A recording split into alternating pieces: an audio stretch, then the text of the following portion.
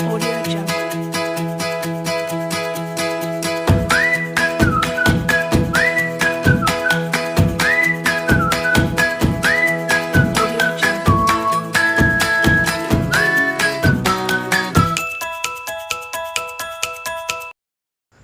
Halo teman-teman, kali ini saya ingin membahas tentang proses psikologis dari pertumbuhan dan perkembangan. Nah, di sini kita akan membahas tentang pertumbuhan dan perkembangan.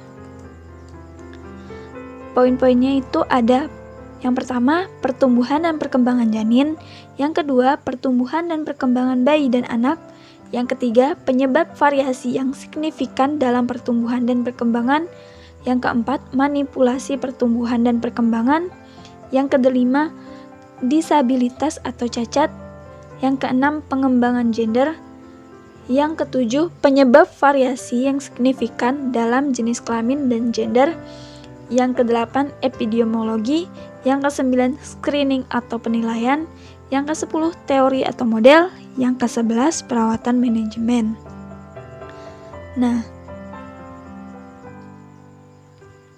pertumbuhan dan perkembangan ini kita bahas apa aja sih? Jadi di sini nih kita ngebahas tentang variabilitas genetik dan faktor epigenik lainnya atau faktor yang mempengaruhi sel, organ atau individu tetapi tidak secara langsung mempengaruhi DNA, mempengaruhi reproduksi dan kesuburan awal yang optimal untuk conception, melibatkan prakonsepsi yang sehat, pembuahan dan masa kehamilan.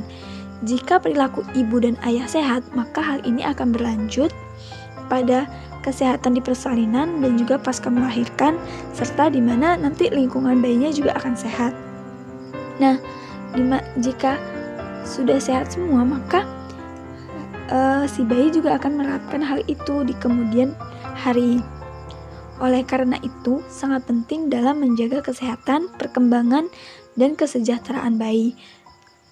Perilaku kesehatan dipelajari oleh psikolog dalam upaya untuk menentukan faktor-faktor yang memprediksi perilaku atau faktor tertentu yang mempengaruhi orang untuk berperilaku sehat atau tidak sehat dengan cara tertentu pula. Banyak perilaku yang dapat dimodifikasi, oleh karena itu menjadi subjek studi para psikolog. Pertumbuhan dan perkembangan janin dapat dipengaruhi oleh perilaku dan gaya hidup sang orang tua. Pertumbuhan dan perkembangan intrauterin dipengaruhi pada kemajuan teknologi baru yang membawa serta ketidakpastian baru dan kebutuhan akan interpretasi baru yang modern tentang seks, gender, dan reproduksi. Efek psikologis dan sosial dari penyakit, kecacatan, atau kelainan dalam pertumbuhan dan perkembangan bisa menjadi substansial. Nah, kita lanjutkan pada poin yang pertama, yaitu pertumbuhan dan perkembangan janin. Pertumbuhan janin dan perkembangan masa kanak-kanak membutuhkan genetik dan hormonal yang relatif seragam untuk memastikan perkembangan aktivitas endokrin tidak terhalang. Organ dan kelenjar yang berbeda berkembang pada berbagai tahap perkembangan embrio. Perkembangan dan perkembangan pendengaran terjadi sejak awal perkembangan janin. Banyak faktor yang dapat menghalangi atau mempengaruhi perkembangan normal embrio dan janin. Misalnya, selama perkembangan embrio dan janin tidak tercukupinya nutrisi selama di dalam kandungan, sehingga hal ini dapat menghentikan salah satu pada tahap perkembangan. Poin yang kedua yaitu pertumbuhan dan perkembangan bayi dan anak. Perilaku, gizi, lingkungan, dan penyakit adalah faktor selanjutnya yang berpengaruh pada postnatal pertumbuhan dan perkembangan. Perkembangan bayi tanpa adanya gangguan dalam beberapa bulan pertama setelah kelahiran menghasilkan yang menjalani aktivitas sumbu hipotalamus, hipofisis, gonad atau HPG aktif yang disebut pubertas mini. Setelah aktivitas awal ini, sumbu HPG tetap aktif dengan beberapa hormon. Poin yang ketiga yaitu penyebab variasi yang bersignifikan dalam pertumbuhan dan perkembangan. tingkat awal dan perbedaan estradiol pada anak perempuan dan laki-laki. Mungkin hal ini yang menyebabkan adanya perbedaan pada waktu masa pubertas, perbedaan komposisi tubuh, dan perubahan rangka. Pubertas lebih cepat sekitar setahun pada anak perempuan dibandingkan anak laki-laki. Namun, pada anak perempuan, pubertas lebih awal berhenti dibandingkan pada anak laki-laki. Banyak faktor yang mempengaruhi perbedaan pubertas, di antara lain seperti faktor gizi, genetik, etnis, lokasi geografis, dan juga lingkungan. Pada poin yang keempat ini, yaitu manipulasi pertumbuhan dan perkembangan. Nah, pada era yang sangat digital ini, teknologi sangat berpengaruh besar terhadap pertumbuhan dan perkembangan. Nah, dari teknologi ini ada juga yang memanipulasi bagaimana pertumbuhan dan perkembangan si anak. Contohnya itu seperti pemilihan jenis kelamin dari sperma manusia yang sekarang ini terjadi dan digunakan dalam praktek-praktek klinis. Kehamilan mungkin ada alasannya untuk menggunakan teknik seleksi jenis kelamin ini. Namun, implikasi dari penerapan teknik ini di seluruh dunia tidak diketahui karena ini tergantung pada sejumlah faktor, termasuk biaya dan juga masalah keamanan jangka panjang dalam manipulasi proses alami ini. Poin yang kelima yaitu cacat atau disabilitas. Nah, biasanya persepsi orang-orang itu di mana yang namanya normal itu adalah pertumbuhan yang sehat dari awal janin, bayi, dan akhirnya mereka tumbuh menjadi dewasa. Nah, itu yang dikatakan normatif oleh persepsi pribadi, sosial, dan juga budaya. Cacat apapun umumnya tidak termasuk dalam kisaran normatif dan menjadi penting secara etika dan moral. Orang bisa cacat secara permanen atau sementara oleh suatu kondisi, baik itu cacat mental atau cacat fisik, bahkan juga cacat kedua-duanya. Dan dapat dikaitkan juga penyebab, yaitu baik itu penyakit yang bisa diobati ataupun tidak. Nah, penyandang disabilitas dan kelainan beranggapan bahwa disabilitas atau kelainan yang mereka miliki itu adalah sebuah tragedi. Bahkan orang yang terlahir dengan kecacatan tersebut juga sering mengatakan bahwa dirinya itu mempunyai kekurangan. Poin yang keenam yaitu pengembangan gender. Pengembangan gender atau pengembangan jenis kelamin seorang laki-laki atau perempuan. Jenis kelamin ini baik itu kromosom XX untuk wanita dan kromosom XY untuk pria, ditentukan saat pembuahan jenis kelamin embrio tidak dapat dibedakan atau beberapa minggu pertama perkembangan itu.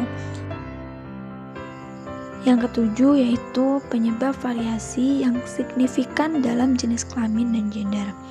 Selama perkembangan janin, produksi atau respon yang memadai terhadap pemicu hormonal diperlukan untuk perkembangan genetik pria atau wanita secara penuh. Perubahan endokrin dapat menyebabkan kurangnya perkembangan alat kelamin maskulin atau feminin. Nah, yang menyebabkan variasi yang signifikan antara jenis kelamin perempuan dan laki-laki dan juga gender itu adalah hormonal selama di dalam kandungan, dan juga bagaimana keputusan orang tua dalam menetapkan gender sang anak. Nah, yang kedelapan yaitu epidemiologi. Nah, di epidemiologi ini yaitu insiden orang yang tercatat lahir dengan alat jenis kelamin yang membingungkan atau ambigu tidak diketahui, sebagian karena tidak semua kemungkinan besar akan didokumentasi. Kurangnya dokumentasi kemungkinan karena ada sejumlah besar stigma sosial terkait dengan individu yang lahir dengan ambigu, dengan alat kelamin yang ambigu. Dan di sini adalah insiden-insiden yang terjadi selama masa kehamilan dan sampai melahirkan, di mana hal itu agak membuat sebuah ambigu dalam jenis kelaminnya. Penapisan atau penilaian kayak screening dan assessment. Jadi di sini itu menjelaskan banyak sekali remaja-remaja yang ketika dia tumbuh dewasa dia merasa bahwa diri dia itu tidak seperti yang telah terlihat gitu. Kayak contohnya mereka merasa bahwa dia seharusnya perempuan, cuman dia merasa bahwa laki-laki gitu. Nah itu bisa dikatakan adalah gender yang ambigu. Mereka memiliki keraguan terhadap gender mereka, memiliki keraguan terhadap jenis kelamin mereka. Jadi hal ini dikarenakan adanya psikologis selama pertumbuhan dan perkembangan itu. Yang ke-10 yaitu pembahasan tentang teori atau model. Sejumlah teori tentang perkembangan peran seks ada, termasuk psikoanalitik, evolusioner, teori pembelajaran sosial, perkembangan kognitif, dan skema gender dan model integratif yang menggabungkan banyak aspek dari yang lain. Masing-masing telah digunakan untuk mendukung pengalaman belajar peran gender sebagai bukti dan pembenaran untuk melakukan rekonstruksi keputusan gender di masa bayi atau masa kanak-kanak. Nah, di sini ada 2 teori, contohnya itu perkembangan peran gender menurut teori dari Piaget tahun 1967 dan juga teori Kohlberg.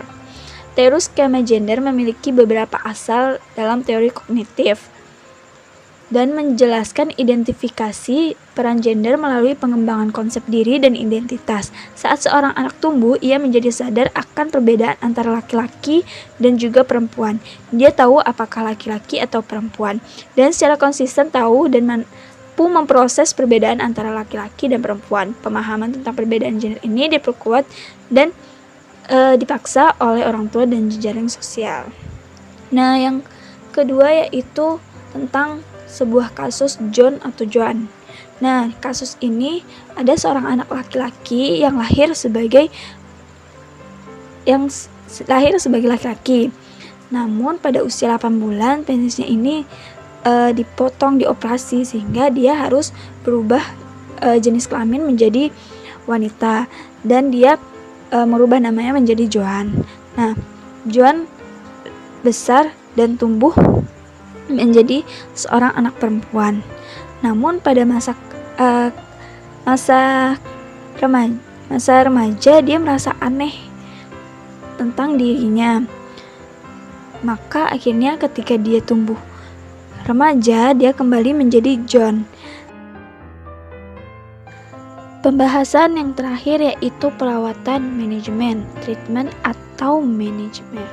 Nah, di sini kita akan selama masa pertumbuhan anak itu kita harus melakukan treatment kepada anak, melakukan edukasi atau orientasi kepada anak-anak tentang perbedaan jenis kelamin, tentang gender. Nah, di situ kita bisa jadi anak-anak itu bisa mengetahui bahwa dia harus bertindak seperti apa terhadap gendernya, melakukan apa terhadap lawan jenisnya, dan juga mengetahui tentang apakah ada keanehan atau tentang penyimpangan. Nah, dia jadi lebih paham tentang dirinya, sehingga tidak ada timbulnya nanti di masa yang akan datang sang anak ini mengalami sesuatu yang bingung terhadap dirinya sendiri. Dia merasa kok kayak gini, merasa hal aneh. Nah, di perawatin ini jadi anak-anak tersebut diorientasi bagaimana tentang gender, terus apa yang harus mereka lakukan, bagaimana berinteraksi, dan juga tentang seks. Audio Jungle.